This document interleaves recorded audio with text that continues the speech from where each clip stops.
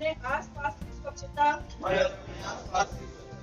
एवं सार्वजनिक संपत्ति की रक्षा को अपनी नैतिक जिम्मेदारी मानते सुंदर समृद्ध और स्वस्थ भारत निर्माण से ऊपर उठकर राष्ट्रीय एकता अखंडता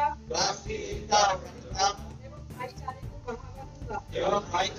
बढ़ावा दूंगा एवं समृद्ध विरासत का सम्मान करूंगा।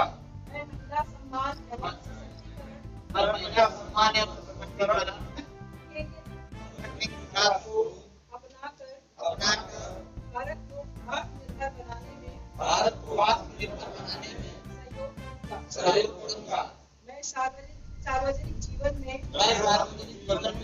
सत्यनिष्ठा पारदर्शिता एवं राष्ट्रहित को सर्वोपरि रखकर कार्य करूंगा। मैं राष्ट्र सेवा को सर्वोच्च प्राथमिकता देते हुए एक जिम्मेदार कर्तव्यनिष्ठ एवं राष्ट्रवादी नागरिक के रूप में कार्य करूंगा। मैं संकल्प लेकर मिसाइलें गिरी, लेकिन हमारे साथ ऐसा कुछ नहीं हुआ। हम सेना हमारी लड़ी। अभी हाल ऑपरेशन सिंदूर में ऐसा नहीं कि उन्होंने जवाब नहीं दिया, उन्होंने भी जवाब दिया, लेकिन एक बम, एक टुकड़ा हमारे धरती पे नहीं गिरा। ऐसा अगर हो पाया तो माननीय मोदी नरेंद्र मोदी जिंदाबाद। 6 जून को हम लोग खूब आराम से सोए हुए थे। 6 तारीख को खूब अपने घरों में एकदम आराम से थे। किसी को कोई घटना तो संजोग से 3 बजे भोर में मेरी नींद खुल गई। मैं उठा के देखा तो ऑपरेशन शुरू हो गया। हमने बदला लिया और ये हमें सुबह पता चला। उस बदला के क्रम में हमारे एक भी जवान नहीं शहीद हुए, एक भी हमारा कुछ नहीं हुआ। ऐसा अगर हुआ है तो सिर्फ और सिर्फ मोदी जी के वजह से। दूसरा मुद्दा आता है यस फैक्टर नंबर 3, स्वास्थ्य। आज मैं आपको बताऊं, एक छोटा सा उदाहरण देना चाहता हूँ। एक हमारे बहुत अभिप्रिय बड़े भाई हैं, उन्होंने प्रधानमंत्री जैसे वो दूसरे कारोबार में थे, उन्होंने दूसरे राय किया कि मैं जन औषधि खोलना चाहता हूँ। आप बताइए कि क्या इसका रिस्पॉन्स चलेगा कि नहीं चलेगा? तो तमाम लोग मुझे चलेगा नहीं, बहुत बेकार है, कौन लेगा इसको?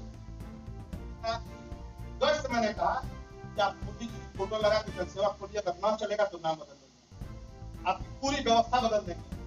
उन्होंने कहा चलो तुम्हारी बात।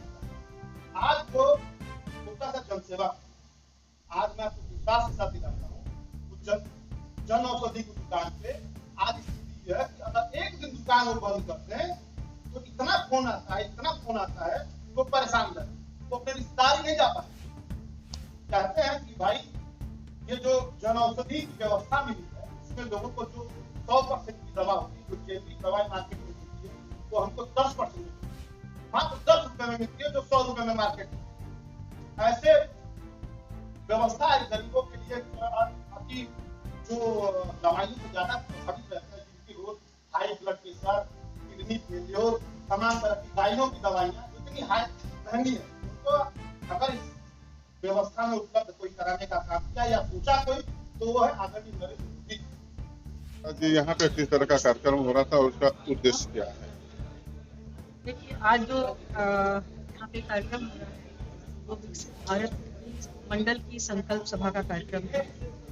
इस संकल्प सभा के माध्यम से आज हम सभी कार्यकर्ताओं को और जो हमारे प्रबुद्ध जन हैं, उनको ये मैसेज देना चाहते हैं कि भारतीय जनता पार्टी की केंद्र की सरकार, जिसने सेवा सुशासन और गरीब कल्याण के 11 वर्ष पूरे किए हैं, जिसका मकसद ही शुरू से ही रहा कि भारत को कैसे विकसित बनाया जाए, किस तरह से भारत समृद्ध हो, आत्मनिर्भर हो और विश्व गुरु के रूप में काम करे। और जब हम स्वतंत्रता का 100वीं वर्षगांठ जब मना रहे हैं, तो हम गर्व से कह सकें कि हम विकासशील नहीं, हम विकसित भारत हैं और देश दुनिया में एक मजबूत छवि हम बना सकें। देखा जाए, आपने विकसित भारत की बात कही, वो भी समझ में आता है, चारों तरफ रोडें भी बन रही हैं, विकास हो रहा है।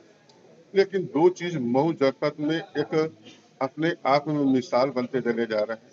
कोपागंज से कसारा रोड 8 साल हो गया, इस पे 50 मौतें हो चुकी हैं। तो क्या इस पे क्या राजनीति हो रही है कि क्या है? देखिए ऐसा नहीं है। इस पर जो संज्ञान लेना चाहिए या जिस तरह का इस पर काम करना चाहिए था, शायद उसमें कहीं कुछ कमी होगी। नहीं तो जब चारों तरफ सारी चीज़ें हो रही हैं, तो ये कोई विवाद का विषय नहीं होना चाहिए। तो 8 साल का समय बीत चुका है। यहाँ के जनप्रतिनिधि की भी जिम्मेदारी होती है कि वो इस चीज़ को लग कर करे। हम बात करते हैं शिक्षा की। आपका सहरोज गांव में जो प्राथमिक विद्यालय बना था, मिडिल स्कूल तक 4 लेन में प्रभावित हुआ, उसे तोड़ दिया गया। उस विद्यालय के बच्चे आंगनबाड़ी केंद्र में नदी के किनारे पढ़ रहे हैं। 400 बच्चे हैं, एक रूम में 2-2 क्लासें चलते हैं। अभी तक आपका शासन प्रशासन सोया हुआ है, क्यों? देखिए इसके बारे में मुझे जानकारी नहीं है, लेकिन उसके लिए जो भी लोग जिम्मेदार हैं या फिर उस पर क्या कार्रवाई है, इसके बारे में जानने के बाद ही मैं इस पर कोई कमेंट करूँगी। उन बच्चों का भविष्य क्या होगा मैम? निश्चित तौर पर जो है हम लोग आवाज़ बुलंद करेंगे, इस चीज़ को हम ऊपर तक लेके जाएँगे। ये जो समस्या है उसका समाधान हो। क्योंकि अब बरसात आने वाली है, नदी का किनारा है, कोई भी अप्रिय घटना घटेगी तो उसका जिम्मेदार कौन होगा? विद्यालय होगा या शासन होगा या प्रशासन होगा? ये ठीक है, ज़िम्मेदारी तो बिल्कुल होती है और इसके लिए जो भी लोग यहाँ पे जनप्रतिनिधि हैं, उनके माध्यम से ज़िम्मेदारी तय करते हुए ऊपर तक बात जो है ले जाएँगे कि इस चीज़ को जल्दी से जल्दी इस समस्या का समाधान हो।